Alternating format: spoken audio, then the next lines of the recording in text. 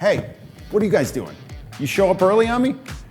Hi guys, I'm Peter Hurley. We're getting back to basics.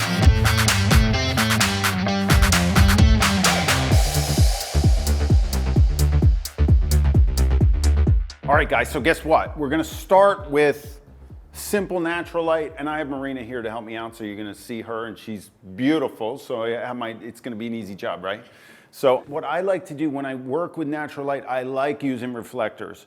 I'm not a huge fan of reflectors with other light sources because I'd rather have that another source that's the same in that spot rather than a reflector. But with natural light, and we're getting a nice little bounce right here, like the sun just came from behind a cloud or something, so we get a little hit, and then I can look at her. The light's gorgeous. We're gonna get ridiculous pictures, but I wanna amp it up into her face. So I'm gonna bring it, I'm gonna first try the white side. Usually with this is northern light. If you're shooting southern light, then you got an issue because sometimes the sun will come in so strong that you've got to diffuse the window actually. But on a cloudy day, you get some overcast, you get really soft light, really nice on the southern side.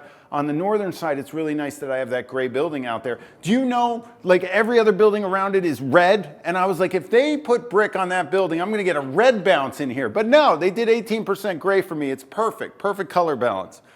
And I've got a little posing table here, so I'm just gonna bring this reflector up to where my frame is on Marina. So basically I shoot headshots, and I believe a headshot is a shot of somebody's head. If the shot is to here, that's a half body. That's like half body. So I shoot chest up, headshots. But I'm gonna look here and I'm gonna bring this up and I'm gonna go like this. So I'm gonna take it off and then I'm gonna see what it's filling. And since this is white, it's not giving me enough juice. I need juice, right? So what am I gonna do? Why do I have a silver side? So I can give it some juice, right? So I'm gonna give it some juice, and now it's a lot of juice. Oh boy, that's even more juice. You gotta develop your eye for lighting so that you can see what the light's actually doing, which is why I predominantly shoot continuous light. I love it because I can see. So we're gonna get into that a little bit later, but let's look at this. So we've got the reflector at the level we need. We pumped it up a little bit to beef it up a little bit by giving it silver. And now if I adjust it, it actually gives so much power to it that it looks a little bit uplit.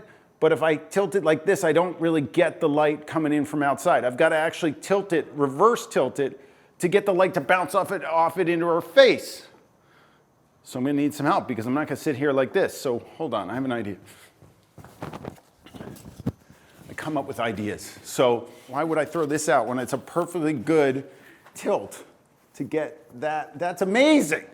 All right, now it's a little higher than what I want to shoot because I want to shoot. If you see her hair ends here, and and then I see her shoulder, so I want to hit the shoulder just a little bit. I want to see the ends of the hair, so I got to crop a little bit. I might move it a little bit lower. It looks pretty powerful though. Hold it right there. Let's just bring it down a smidge. Okay. I think we're good. Now I don't want to uplight her because then it looks like that. It looks too crazy, but this looks like it's something I can work with. I'm gonna try this. So I get the shot in there and I'm looking at it. I did take a couple shots just real quick just to see what's going on. And she looks phenomenal. I love the hair, I love the black turtleneck. I love the way she did her makeup. Like this is absolutely perfection. And I'm just gonna adjust my color temperature just a touch. I like to start at 5,000. So it looked a little warm to me, so I'm going down to 5,000. And it looks pretty good there. That looks pretty good. And what I'm adjusting here is color temperature and saturation. So what I'm looking for is I'm looking at her, and you gotta do it in the light that they're in. Like if she left and went home, how am I gonna know what her skin looks like? And a lot of people use those little gray cards or whatever, and those are great too. You can use them, and that'll get you close. You still have to look at the human and go, okay, I see your skin, I see what's going on, I see your lips. I like to look at lip color compared to skin color. It really helps me.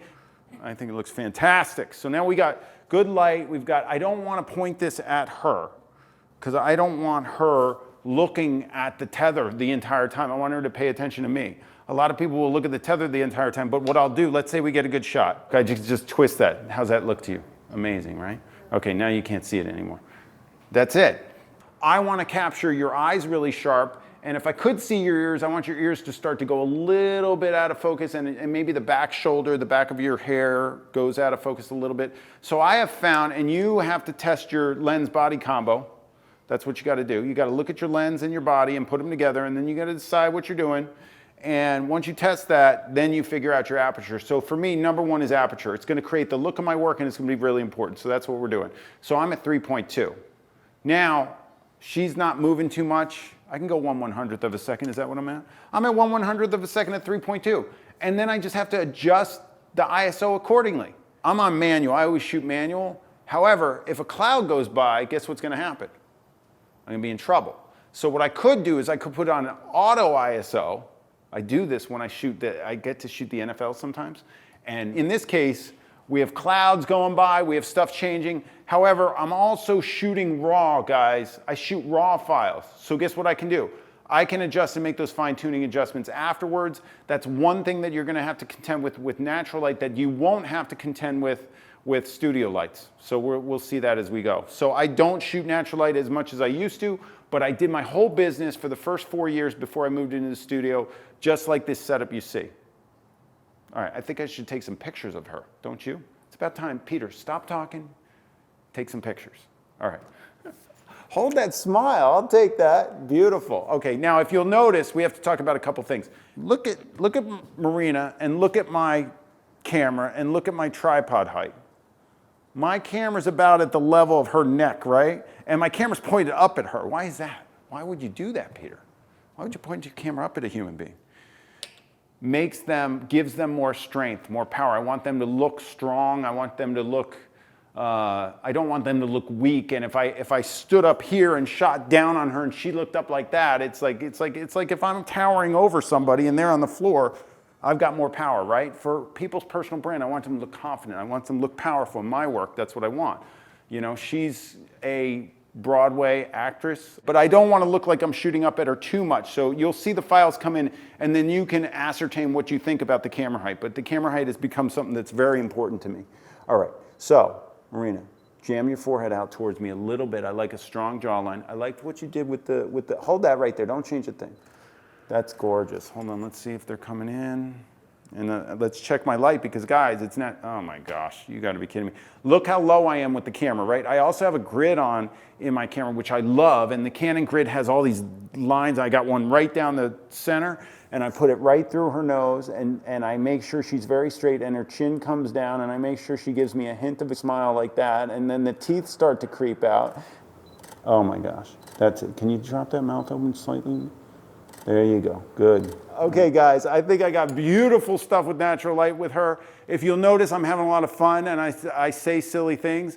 The reason is because if she's having fun, guess what? My serious shots get better because then we're in a playful mode, even though we're being serious. And since she's acting, she needs to run the gamut. Like she'll book a gazillion jobs just off that smile, you know? So we need the smile.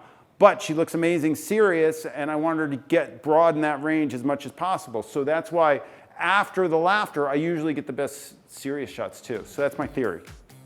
We're gonna move on. We're gonna show some other lighting setups.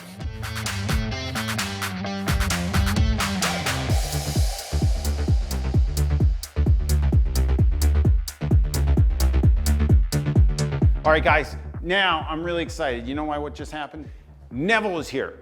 And Neville has been photographed by me. This is the third time. This will be the third time. First time was in 2004. Then I shot him in 2009. Now in 2021. So we're going to watch the aging process. He's got good genes. He looks great.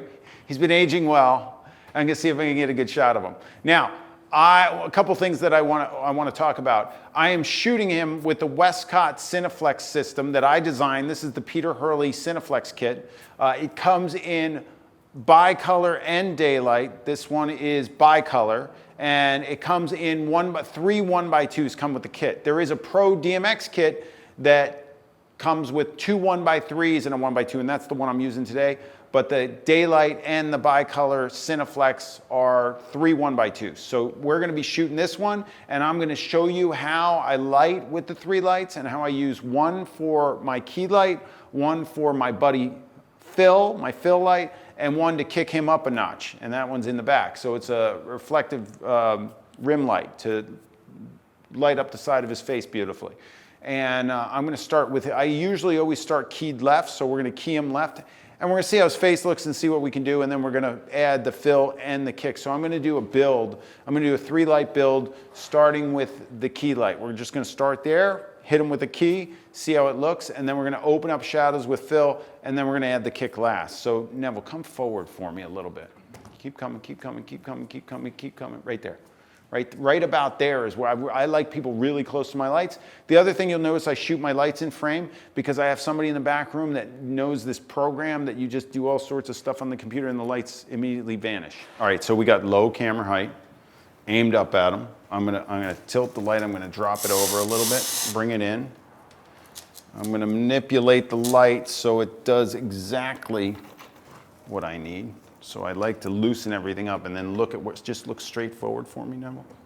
Just so you know, these are bicolor and they're set up at, this one's at 30%, I believe. Let me check. I use 30% power. I don't need much power. I like 30%. It's at 5,600 Kelvin just because that's where I put it. That's where I like it. And usually it's to match whatever strobes I'm using on the background. And it just seems at 5,600 to give me everything that I need. Now, I just need a little bit of fill. I don't need much. I really don't. And I keep fill perpendicular to the floor. So fill's at 30 right now. I'm going to bring it down to 10. These stands are awesome. I got wheels. It's just a pole. It's a pole in the air with these grips thingamajigs on them. So it's a thingamajig on a pole with and they sell them at B&H. So you guys can check this out. Check it out at B&H. Check the link and just check it out. You can't beat this. So what happens is it's like I'm able to really manipulate my light. So I'm watching his shadow density on the cheek. And I like to keep fill closer to me and I feather fill. So fill is pointed at the windows, but it's affecting Neville's cheek. So I'm going to open up that shadow density right about to there. And we're going to try another shot and we're going to see how it opens up the left side of his face. Less misery, please. Good. There you go. Jam that forehead out. Good. Chin down a little bit. Good. Now, chin up slightly. Can you squint your eyes? Remember that? Yeah, there you go. No, I love that. There you go. Good. Give me brow pressure. Go. Good. I got to get a kick on you. Hold on. So let's turn on this light. We'll bring it in at 10. Now, normally what I'll do is, and I'll do it here so you can see what I'm doing. And I'm going to guess that that's about where I want my light. And then I'll look and see. I also feather it, believe it or not. Oh, it's really soft because I like it really soft. So let me see. Usually what I'll do is I'll set this light first and then I'll move my subject to that and then I'll work from the ground up there. But since these are already set up and I want to show you the difference with just that, I don't want them to move. So we're going to keep it pretty simple. Oh, there's some kick. That's a lot of kick. Actually, I'm going to turn it. I'm going to go sharper on the kick. So if I feather the kick, it's softer. If I turn it, I'm going to sharpen it up. So let me see how it looks sharper. It's also going to, there it is. Holy smokes. It's pretty sharp. It's a game of inches. And he gave me the hint of the smile, which was all I needed. I'm on a good angle, good trajectory. And now I got a subtle kick. I open up the shadow density. And it's a huge difference from shot to shot. And guys, I move my lights like all the time, depending upon the human and the positioning and all of that stuff. Jam the forehead out. Good, and now twist. Try to bend a little bit. Good, good. Now, yeah, right there, hold that. Eventually, he'll say to himself, what the heck is Peter saying? And he'll laugh because none of that meant anything. Good, chin out and down. Go nose towards the key light though. Okay guys, so one thing I want you to notice, 3 light setup, uneven light. Key, 30%. Fill, 10 to 15%. Kick, 10 to 15%, right? With women, I don't do that. Like we shot Marina in natural light where it was all coming at her out from the window, very flat lighting. When I shoot women, I do a triangular setup, very flat lighting. I just don't do it with guys because I think guys look rugged. They got jaw lines. They can look a little bit more rugged. They can have some shadowing on their face. I like women to have that pop out of their skin and everything like that. So that's why I developed this setup. as an addition to photographing men that way. I could still photograph men with flat beauty light, but I just like this. I like this. I like to shape the face and sculpt it with the light. So that's what this was all about. So you can try it. Try it with a 3-light setup in different ratios. And any kind of modifiers or any lights, you just keep working at it till you figure it out.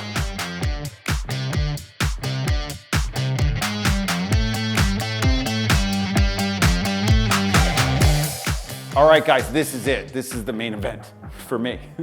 My women's lighting. It started, and I used to shoot men and women like this. But what happened was, and I'll tell you a little bit about the story. I was starting with the natural light. I moved into a studio that didn't have any windows. All right? And I was not good at strobe. I wasn't proficient at strobe. I didn't understand it. When you hit the strobe and the flash just goes all over the freaking room, and I couldn't control it because I didn't know the inverse square law and I didn't know what I was doing, so I couldn't figure it out. It took me years to get the strobe in order. But what happened was a photographer was renting a studio outside my little office, and he was using continuous light. And I watched it, and I was like, wait a minute, that looks really cool. So he left one weekend, left the continuous lights on the floor, and I asked the studio manager, what is that? And he said, the rental house is coming on Monday to pick them up. I was like, Monday? It was Friday. Got somebody in, shot them. On Monday, I was at B&H buying these lights. And I set them up in my studio, and I shot like that for years. And then I wanted something that was more portable. LEDs came into play, and Westcott and I started talking. We designed the Syndicate that you see here. I love it. I go all over the world with it. It's amazing. It creates the light that I need for my headshots and my beauty light. And I love a 3-light setup. I've been doing the triangle forever. I also, with the men, the 3 lights are great because, as you saw with Neville, I've got the key, the fill, and the kick. Now, with women, we have to create, what I was trying to create was that sun coming through the window behind me. So imagine the sun's through the window behind me, and in front of me was like a light, you know, and that's what I'm trying to do with this light. So that means that each one of these lights have to pretty much be even so that we get that beauty light that we got earlier with Marina, right? So what we're gonna have is the 2 1x3s on top at 30% power, because that's where I put them at 5,600 Kelvin. That is their bicolor, so that's where they're set. The one at the bottom I put at 35, just to beef it up a little bit, and it's still at 5,600 Kelvin. So what I'm gonna show you, I'm gonna take a number of shots, and I'm gonna shoot just with one light, then I'm gonna turn on the next light and show you, and then I'm gonna turn on the bottom light. I'm gonna show you how all 3 together work in unison. So on the background, I'm using my FJ400s from Westcott, and they're at 4.1 right now, which I can adjust incrementally to see how white I want that background. If I don't strobe the background, what color is it gonna go? Who knows, and why? I want you to think about this. I'll give you the answer, but I want you to think about this. You should know. That white wall is going to go gray. Why? Because I'm exposing here for Marina, and the fall off from these lights is going to fall off ridiculously fast because of what's called the inverse square law. There is an awesome video, if you Google inverse square law, Peter Hurley, that you can see. So you can learn the inverse square law with me teaching it. Go check that out on YouTube.